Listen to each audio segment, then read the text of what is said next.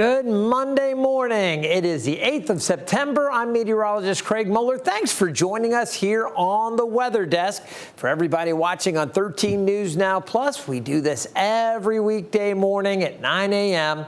And for those of you joining us on YouTube, or if you found us here on YouTube, we're delighted to have you with us. Always appreciate all of the feedback. It's been a lot of fun doing this over the last year, and we've got many more great episodes planned as we continue to do this week in, week out. We'll give you the big headlines from around the country and around the world. Let's take a look at some of those weather headlines. What we're talking about, the tropical Atlantic basin, it is quiet for now.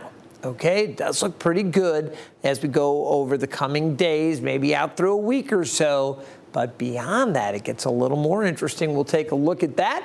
And then in the Pacific, we have Hurricane Kiko, and we were watching that. It was at one point a major hurricane. It was a massive, powerful hurricane. It has been weakening a little bit. It is getting closer to Hawaii. We'll show you how Hawaii is dealing with that potential threat and what they're preparing for. We also have the look back at this weekend and some of the major storms that came rolling through the Northeast. One area in particular in the Northeast hit extremely hard. We'll show you some video from Massachusetts. There was a delay in one of the NFL games, the second time in the last week. Here we are in week one, and we've had, storms impacting games around the country. Wildfire smoke, we got to talk about that forecast as well. The air quality, some huge fires out in California, not too far from Fresno, and we're going to show you where that smoke is headed over the next couple of days. And then we're going to take you across the globe and over into the Eastern Hemisphere, where they had a beautiful lunar eclipse, the blood moon out there. We'll talk about that, and we'll look ahead for the coming week. We've had this fall-like weather. We had 3 really hot days in the mid-Atlantic last Thursday, Friday, and Saturday. Then it came right back to fall yesterday. And it's going to be a little cooler as we look out over the coming week. Let's start off, though, with a look at what we're tracking in the tropics. And as we take a look across the Atlantic basin, as I mentioned, there's nothing that's really imminently developing, nothing that's ramping up quickly. At least that's the thinking right now.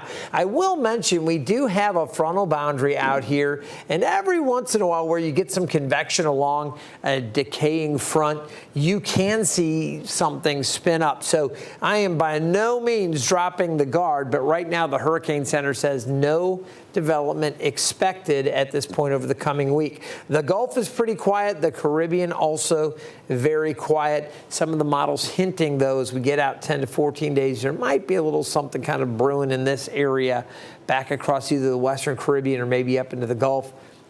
Way early. We don't have anything, again, that we're overly concerned with at this moment. Looking across the rest of the basin, things also pretty quiet. This stuff's just your typical convection that we're seeing. We've had a few clusters of storms here over the southern Caribbean and then back across the rest of the Atlantic. We get some storminess coming off the coast, but there's no real strong wave there that we're dealing with right now. Now, as we take a look, I want to let you know again, the activity from the Hurricane Center not really expected to ramp up for the next 7 days. But when you look out beyond that, okay, today's the 8th, so you're now looking out 9 days to say, 15 days, couple weeks out, you do have the potential in a couple areas. There's a low risk of development from the Bahamas across South Florida, the Florida Keys, even western Cuba, and then back into the Gulf. There is a chance we could see something. And again, one of the models was starting to try to maybe produce something in here, the GFS was. Then as you look across, and this is a little bit later, there is a moderate risk of development. It makes sense. Today is the 8th, as I mentioned. Tomorrow the 9th, Wednesday the 10th. The 10th is the peak of the hurricane season in the Atlantic. So this is a busy time. It's really amazing that we don't have anything right now and that we're not really anticipating anything over the coming week. But once you get out in that kind of 9 to say 14-day, 15-day period, you can see there is the potential, maybe a little more potential there off the Mexican coast in the Eastern Pacific as well. All right, we are going to turn our attention to the Pacific and talk to you about what's going on again over in the central Pacific. And I want to specifically take a look, well, not at this area, there's nothing right there. I wanted to take you over to Kiko. There's Kiko, and you can see right now with the 5 a.m. update, it was a Category 2 hurricane. It was a major hurricane, and you can see its forecast is to pass just to the north of the Hawaiian Islands as a tropical storm. Right now, Hawaii is bracing for impacts from Kiko as it passes by there in the central Pacific. The system is going to bring some gusty winds potentially, maybe some rains if some of the outermost bands reach back around, but the big concern is going to be the dangerous surf. Now, despite Hurricane Kiko's path shifting a little bit farther north over the past few days, residents in Hawaii are still making sure they're prepared for whatever might reach them. All right, our partner station in Hawaii has more on the preparations.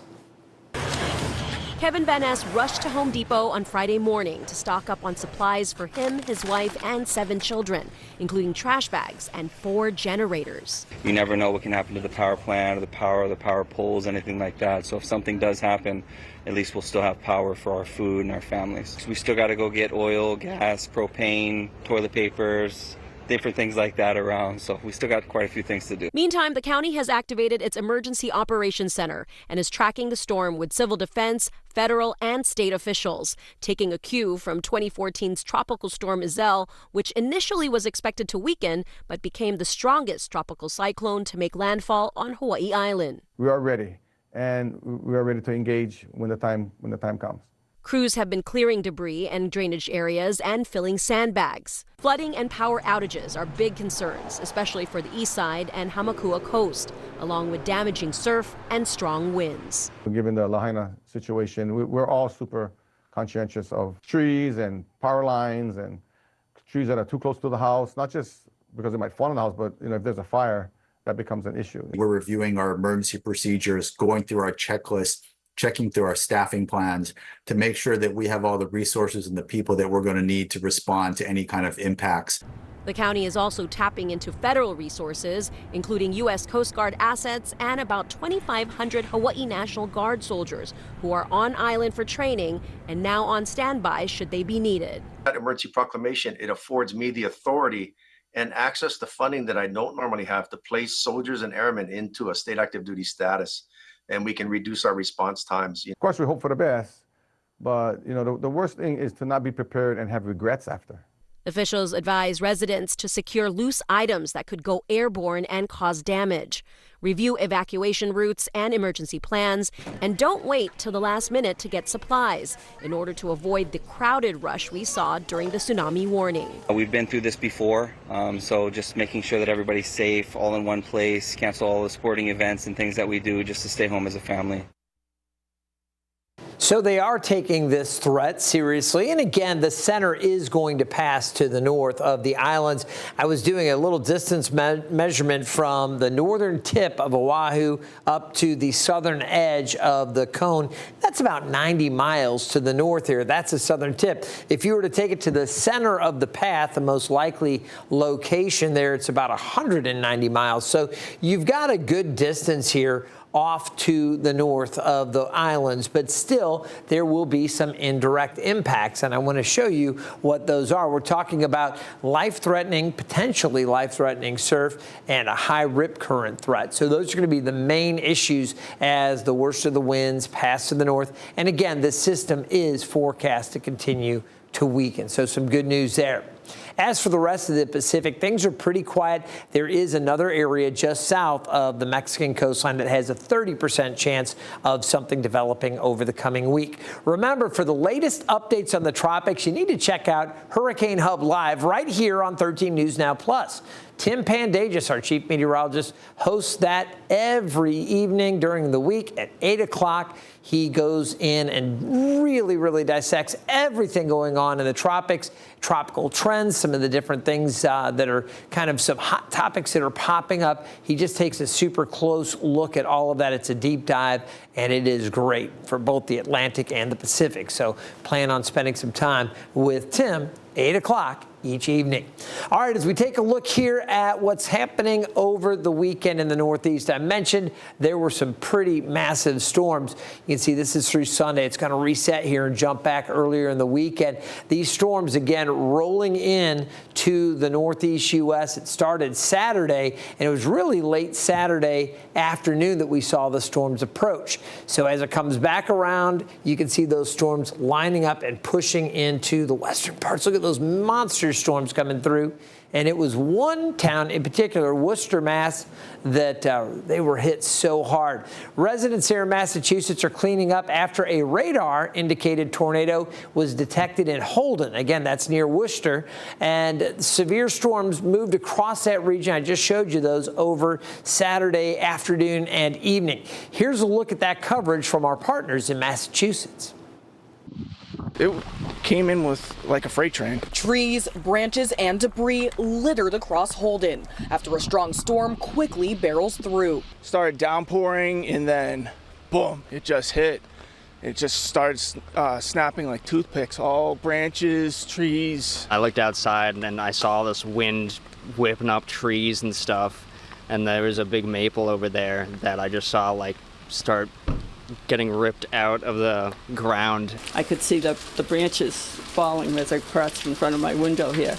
So, and you could hear like thumping. This is what that storm left behind on Willowbrook and Bailey Roads, a tree landing on top of one neighbor's roof. My poor neighbor across the street got one right through her, I think, living room. Neighbors say they received a tornado warning on their phones about 10 minutes before the weather quickly turned. Just sprinted to the basement. Yeah, full adrenaline going, looking for my cats. You just picked up the kids and I was like getting in the basement, and then after everything I waited like 5-10 minutes, came up and then just saw the damage everywhere. The heavy rain even flooding some areas. Crews quickly got to work, repairing down lines and clearing debris. Neighbors are prepared to do the same tomorrow. I'll just pick up the pieces, start sawing off the logs tomorrow and pick up, I guess. I have some good grandsons and that'll be coming over probably tomorrow to help. Lots of cleanup there for sure. Well, I mentioned another NFL game interrupted by weather conditions. Sunday's Week 1 game between the Carolina Panthers and the Jacksonville Jaguars was paused for a little over an hour due to lightning in the area. A flood advisory was also issued for Duval County until 4 o'clock through the afternoon yesterday. Now, just last week, the Dallas Cowboys playing the Eagles there. They came on. That game was Thursday night. It was delayed for over an hour due to lightning and severe weather around Lincoln Financial Field. Fans had to shelter in place away from open seating areas, and players hunkered down in the locker room. The rain there started before kickoff, but lightning strikes didn't follow until the third quarter. It's one of those things where they can't take chances. And again, Jacksonville in much better shape now, but during the afternoon yesterday, they had those big storms develop, and with that lightning, they have to bring fans from being exposed out there with all of the elements and the lightning going on. They have to bring them into central, safer parts of the stadium and have them shelter there in place. Fortunately, everybody's fine. The game continued, and the Jaguar fans were pretty happy with that W. All right, so we have a little action going on tonight. The Chicago Bears hosting the Minnesota Vikings. You've got J.J. McCarthy and Caleb Williams squaring off. It's going to be a lot of fun tonight. Mainly clear in Chicago. The winds generally light from the south and southeast, about 5 to 10 miles per hour. You might see a little bit of bias from this forecaster. I'll just say, bear down Bears. We're going to see how it goes. This is a great game we've been looking forward to. And again, we'll see how the Bears and the Vikings clash later tonight. All right, I do want to talk to you about the fire situation, and specifically here in California. This has been something else. You see the fire there. There's been a lot of fire throughout the West, but California and Oregon are dealing with these wildfires. And as of this morning, ABC updated that firefighters have made progress on that wildfire burning in Jurupa County. The pyrite fire grew to 550 acres and is now 48% contained California Fire says all evacuations and warnings have been lifted. So there's some encouraging news. You can see again more fires back in the northwest U.S. We were looking at the Canadian wildfires. It has been an ongoing issue. I want to talk to you about the air quality because I mentioned those fires near Fresno. The smoke is so dense here over the Sierra Nevada, over the Nevada Sierras and the California Sierras here, that you have very unhealthy air. It's poor air quality, and it's very, very difficult. So folks here trying to get a handle on those wildfires there as that smoke wafts eastward and back into the mountains. Aside from that, there's some moderate air quality, a few areas where it's a little more problematic up in northeastern Washington, northern Idaho, and even into Montana. You can see a little bit up that way across Big Sky State. For the Northeast, the air quality is pretty good, and here in Hampton Roads, the air quality is just fine. I'll show you the smoke plume in the forecast here, how it is forecast to continue to be an issue here through the day tomorrow and into early Wednesday. We also have some additional wildfire smoke that's creating some trouble across the northern part of the country and specifically the northwest. So we're going to be watching that. All right, we're going to take a short break, and when we come back, we're going to take a look at a lunar eclipse, something to check out over in the Eastern Hemisphere. They had this beautiful lunar eclipse, and we're going to come back with the forecast the week ahead. Stay tuned.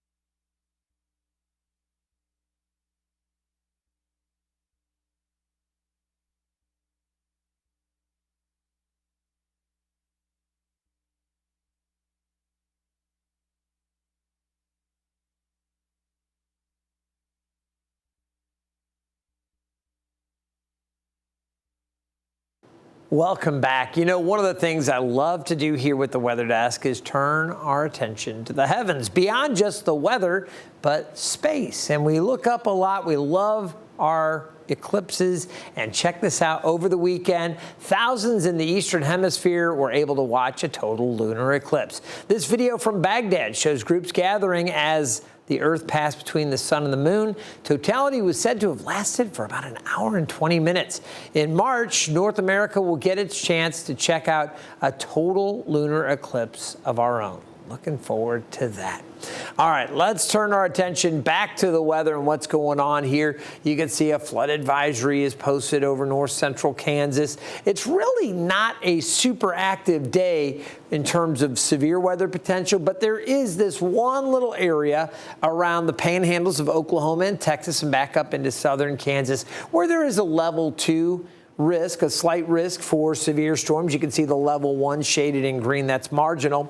Slightly elevated tornado risk, so we'll be watching this area again from central and south central Kansas back across the panhandles, Oklahoma and Texas. You could also see some gusty winds through Amarillo or back over towards Wichita up through Hayes, and some larger hail in this area kind of outlined here. 2-inch or greater diameter hail, not out of the question. A little bit of hail also possible up around Minnesota.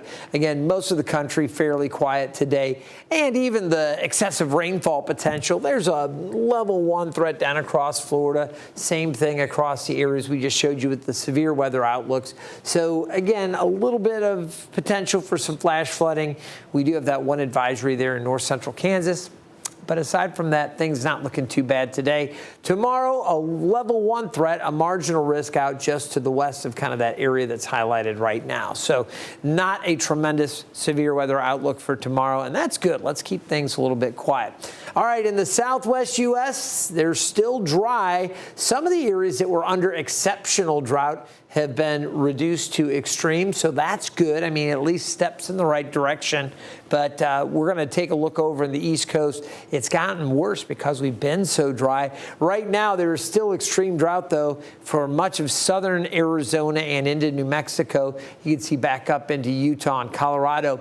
We also have more severe drought around Vermont, New Hampshire, and into Maine. For most of the mid-Atlantic, it's just abnormally dry, but that does include the 13 News Now viewing area right here in the mid-Atlantic. So we want to make sure folks are aware of that. No rain out there right now. It's actually beautiful. We've got a lot of sunshine with our Thompson Creek Window Company sky view. It's partly cloudy at the airport, 71 degrees. Winds are north-northeast at 17 miles per hour. It will be a breezy day today. Pressure is rising, dew points in the lower 50s, so it's very comfortable, low humidity. Small craft advisories up for the bay and the ocean. You've got the winds and you've got some wave action, 3 to 4 feet on the bay, 5 to 6 feet on the ocean waters east of Virginia Beach. We could see some gusts 25 to 30 knots, so it is going to be breezy out there. And as we go through the day, I expect a lot of sunshine inland and north, but near the coast, a little more cloud cover. And I think we'll see some more of that filling in later today as well. As we go through the afternoon and into the evening, we'll keep an eye to the radar down to the south. I really don't anticipate much across Hampton Roads today or tonight, but tomorrow there may be a few more showers that pop up down to the south later in the day. You see that around Elizabeth City, back over towards Kill Devil Hills, Manio, some of those areas, down to the south around the Albemarle and the Outer Banks. Heading into Tuesday evening, a stray shower or two possible to the south. Wednesday, we could see a couple of isolated showers just about anywhere across the area. So chances are going to run about 25 to 30% Tuesday and Wednesday. And then after that, things will start to improve again. Temperatures warming up a bit by Thursday and Friday, but staying in the 70s.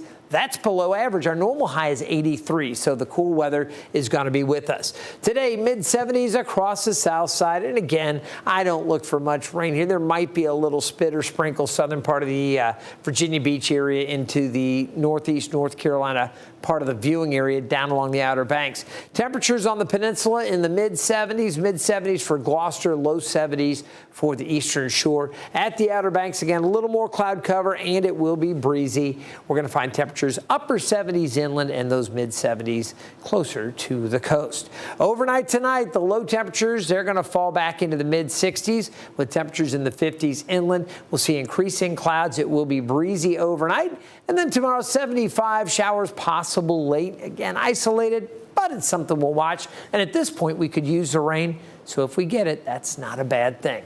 You take a look again, showers possible late tomorrow into early Wednesday, isolated activity. After that, drier for Thursday and Friday, and pleasant into the weekend, mid to upper 70s. Want to remind you, you can always take our forecast with you when you download the 13 News Now mobile app. Take it with you. You have great access to the radars, the forecast, weather, traffic updates. It's all right there on the go at your fingertips. It's a great resource to have. Make sure you tell your friends about the Weather Desk. Again, we do this every single weekday morning starting at 9 o'clock. It's a half an hour where we spend some time with you taking a deeper dive into today's top weather headlines. Have a great day. If you're here in the Mid-Atlantic, enjoy the cool weather. We'll see you next time.